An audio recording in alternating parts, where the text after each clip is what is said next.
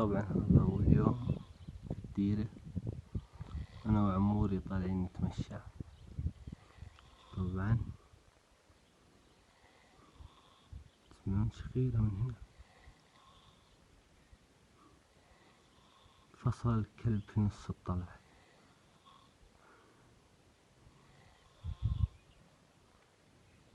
غطيت الهزاز فخليتها تصفي بها الشمس عشان ما عاد يفصل كذا. لا يقول يبغى جدة،